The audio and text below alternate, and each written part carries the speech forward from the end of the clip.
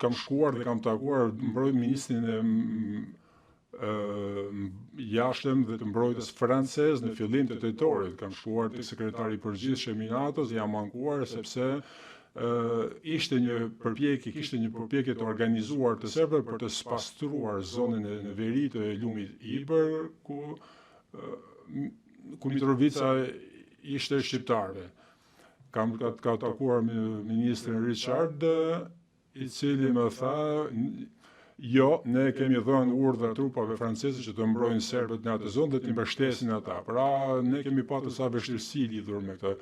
Por kjo është mënyra se si trupat e NATO-s funksionojnë.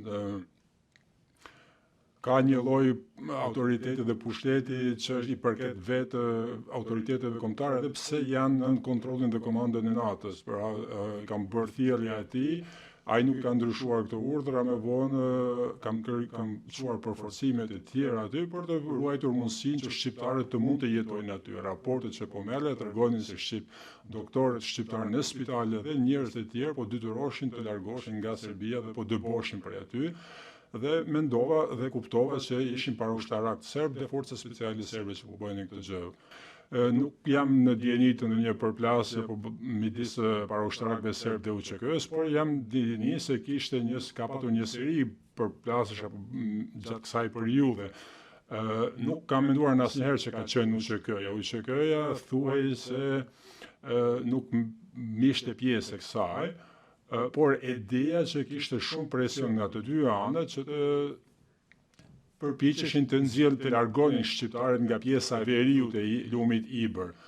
Dhe më duket se kishte diçka me datë aty, kjo është në 16 nëntor. Po cila është data e saktë e incidentit për cilin po flisnim? Ishte që nëse mund të kthehemi pak dëshmitar jashtë, por në shtator më ishte që jo, është në korrik. Mund t'ju tregoj datën, pak më poshtë ju lutem, shiheni, data është 8 korrik 1999, kur kjo është botuar, pra. Përgjigje po. Pra ka qenë përpara kësaj pyetje. Përgjigje, pra ka qenë menjëherë pas hyrjes, një javë pas, mendoj që mund të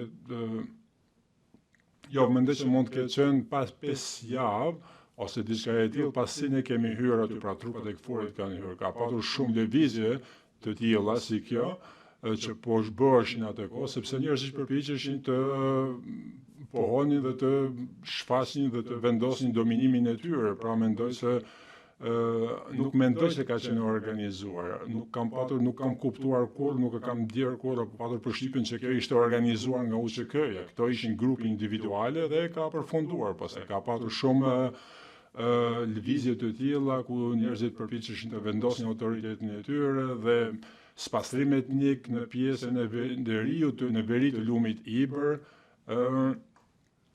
në nivel të tillë që unë kam shkuar dhe kam takuar ministrin e jashtëm dhe të mbrojtjes francez në fillim të tetorit. Kam shkuar te sekretari i përgjithshëm i NATO-s, jam ankuar sepse kishte një përpjekje të organizuar të serbëve për të spastruar zonën e veri të lumit Iber, ku Mitrovica ishte shqiptarëve. Kam takuar me ministrin Richard, i cili më tha, jo, ne kemi dhënë urdhër trupave franceze që të mbrojnë serbët në atë zonë dhe të mbështesin ata. Pra, ne kemi pasur sa vështirësi lidhur me këtë. Por kjo është mënyra se si trupat e NATO-s funksionojnë.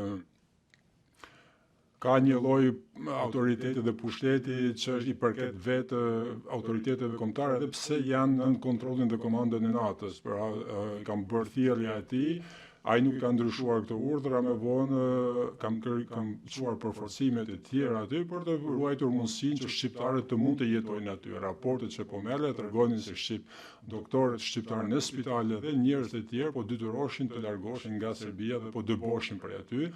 Dhe mendova dhe kuptova që ishin paraushtarak serb dhe forca speciale serbe që po bënin këtë gjë.